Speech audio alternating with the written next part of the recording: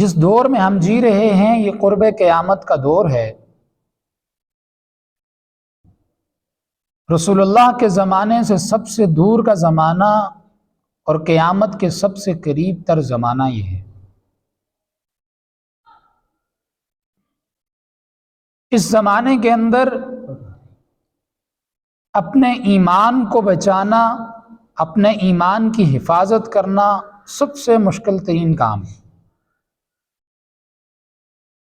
اور انسان کے پاس سب سے زیادہ قیمتی چیز بھی ایمان ہی ہے۔ ایمان سے بڑی قیمتی چیز اور کوئی بھی نہیں۔ اب ایمان کیا ہے؟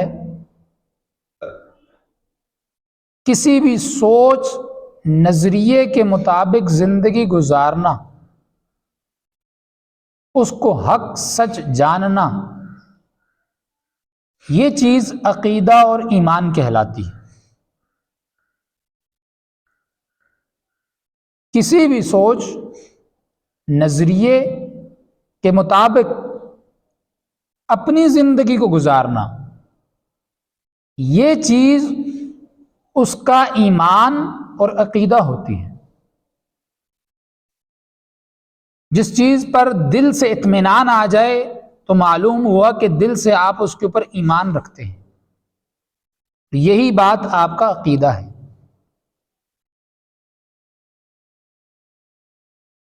اب آپ سے میرا ایک سوال ہے کہ کوئی بھی سوچ، کوئی بھی نظریہ اگر انسان اپنا لے تو کیا وہ مسلمان ہو جائے گا؟ بولیں، کسی بھی قسم کی سوچ یا کسی بھی قسم کے نظریے کے مطابق اپنی زندگی کو گزارنے والا انسان مسلمان نہیں، بلکہ نظریہ، عقیدہ، سوچ وہ ہونی چاہیے جو اللہ رب العزت اور رسول اللہ نے ہمیں بتائی ہے۔ ہمارا عقیدہ وہ ہو جو ہمیں رسول اللہ نے بتایا ہے، تو تب ہم مسلمان ہوں گے۔ معلوم ہوا کہ ہر سوچ، ہر نظریے، ہر فکر والا انسان مسلمان نہیں، بلکہ صحیح سوچ اور صحیح فکر والا انسان مسلمان ہوتا ہے۔ اب مسلمانوں کے جو عقائد ہیں وہ عقائد کون کون سے ہیں؟ مسلمانوں کے جو بڑے عقائد ہیں وہ 5 ہیں۔ وہ ہر شخص جانتا ہے کہ مسلمان ہونے کے لیے جن چیزوں پر یقین رکھنا ضروری ہے وہ 5 ہیں۔ سب سے پہلی آمنت باللہ، غور سے سنیں، یہی باتیں آپ اگر آج یہاں سے لے جائیں تو یہ بڑی چیز ہے۔ پہلا عقیدہ آمنت باللہ وملائکتہ وکتبہ ورسلہ والیوم الآخر والقدر خیرہ وشرہ من اللہ تعالی والبعث بعد۔ یہ عقائد وہ عقائد ہیں جو بنیادی عقائد ہیں اور بڑے عقائد ہیں۔ اللہ تعالیٰ پر ایمان ہو، فرشتوں پر ایمان ہو، رسولوں پر ایمان ہو، اور آخرت کے دن پر ایمان ہو۔ ان 5 عقائد کے اوپر جو شخص عمل کرے گا تو وہ مسلمان کہلائے گا۔ اب میرا آپ سے ایک سوال ہے کہ مسلمان ہونے کے لیے تو ان ساری چیزوں کے اوپر عمل کرنا ضروری ہے، کیا کافر ہونے کے لیے ان ساری چیزوں کو چھوڑنا ضروری ہے؟ کیا ہم کافر اس شخص کو کہیں گے جو ان ساروں کا انکار کرے گا؟ بلکہ کافر اس شخص کو ہم کہہ سکتے ہیں جو ان 5 میں سے کسی ایک چیز کا بھی انکار کر دے۔ ایک چیز کا کیا، ان 5 عقائد میں سے کسی ایک عقیدے کے کسی ایک جز کا انکاری بھی کافر ہے۔ میں نے پچھلے جمعے کے اندر یہ بات عرض کی تھی کہ عمل اور عقیدہ یہ دونوں الگ الگ چیزیں ہیں۔ عقیدہ میں ابھی آپ کو سمجھا رہا ہوں، 5 بڑے عقائد، مسلمان ہونے کے لیے ان پانچوں پر آپ کو عمل کرنا لازمی ہے، لیکن کافر ہونے کے لیے آپ پانچ کے انکار نہ کریں، بلکہ کسی ایک عقیدے کا بھی انکار کر دیں، آپ کافر ہو جائیں۔ مثال کے طور پر ایک شخص ہے، وہ کہتا ہے میں اللہ کو مانتا ہوں، رسول اللہ کو بھی مانتا ہوں، فرشتوں کو بھی مانتا ہوں، جو سابقہ انبیاء ہیں ان کو بھی مانتا ہوں، لیکن میں آخرت کو نہیں مانتا، میں قیامت کو نہیں مانتا۔ مسلمان ہے؟ ہو سکتا ہے وہ مسلمان، اس نے باقی سارے عقائد کا اقرار کیا، ان پر ایمان رکھا، لیکن ایک عقیدے کا اس نے انکار کر دیا۔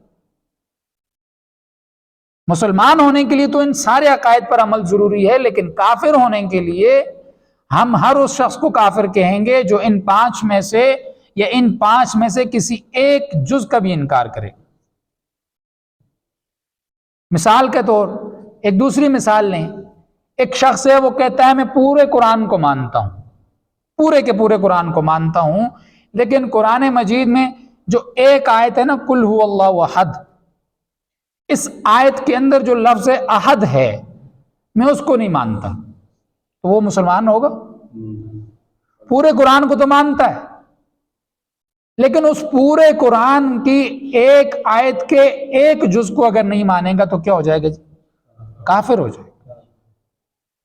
تو اسی لیے میں نے آپ سے ارشاد فرمایا، میں آپ سے یہی دستبستہ گزارش کر رہا ہوں کہ ہم قرب قیامت زندگی گزار رہے ہیں، اس وقت میں اپنے عقائد کے متعلق آگاہی نہ رکھنا یا اپنے ایمان کو دوسروں کے ہاتھوں میں سونپ دینے جیسا ہے، کہ اس وقت اتنے فتنے موجود ہیں کہ جو طرح طرح کے طریقوں سے آ کر آپ کا ایمان لے جاتے ہیں، اور لوگ سمجھتے ہیں ہم مسلمان ہیں۔ آپ جائیں ذرا، آپ چکر لگا کر آئیں اپنے علاقے کا، آپ کو کئی لوگ ایسے ملیں گے جو آخرت کے منکر ہیں، جو اچھی بری تقدیر کے منکر ہیں، کوئی فرشتوں کا منکر ہے، کوئی احادیث کا منکر ہے، کوئی قرآن کے صحیح ہونے کا انکاری ہے، لیکن وہ نمازیں بھی پڑھ رہے ہیں، اذانیں بھی دے رہے ہیں، حج بھی کر رہے ہیں، روزے بھی ان کے بہت زیادہ ہیں، تہجدوں میں بھی اٹھ رہے ہیں، کہہ رہے ہیں ہم مسلمان ہیں۔ ان کی زندہ مثال میں آپ کو بتاؤں تو وہ مرزائی ہیں، قادیانی۔ آپ دیکھیں وہ نماز بھی ہماری والی پڑھتے ہیں، قرآن بھی ہمارا پڑھتے ہیں، نمازیں بھی ہماری جیسی، روزے بھی رکھتے ہیں، حج بھی ہمارے جیسا، سب کچھ ہمارے جیسا، کہ کون سا عقیدہ ان کا صحیح نہیں؟ وہ صرف اتنی بات کرتے ہیں کہ رسول اللہ کے بعد بھی کوئی نبی آ سکتا ہے، ہمارے نبی کو بھی مانتے ہیں، آقا دو جہاں حضرت محمد مصطفیٰ صلی اللہ علیہ وسلم کو مانتے ہیں، لیکن ان کا ایک عقیدہ خراب، کیا کہ وہ کہتے ہیں آپ کے بعد بھی کوئی نبی آ سکتا ہے۔ یہ عقیدہ ان کا خراب، جس کی وجہ سے وہ اسلام سے خارج۔ یہ ایک موٹا عقیدہ میں نے آپ کو بتایا، جبکہ ان کے اندر بہت ساری خرافات ہیں۔ وہ رسول اللہ کی توہین کرتے ہیں، وہ قرآن کی توہین کرتے ہیں، وہ اللہ کی توہین کرتے ہیں، وہ صحابہ کی توہین کرتے ہیں، وہ اہل بیت کی توہین کرتے ہیں، وہ آخرت کے بھی منکر، ان کے بڑے غلیظ عقائد ہیں۔ لیکن میں نے آپ کو مثال کے طور پر ان کی یہ ایک عقیدہ پیش کر دیا کہ آپ سارے کے سارے ایمان کو مانیں، لیکن اس میں سے کسی ایک چیز کے انکاری ہو جائیں، آپ اسلام سے نکل جاتے ہیں۔ اس لیے اپنے عقائد کے متعلق بڑی انسان کو گرفت ہونی چاہیے، بڑا علم ہونا چاہیے کہ میرے کون سے عقیدے کے ساتھ کون سا شخص کھیل رہا ہے۔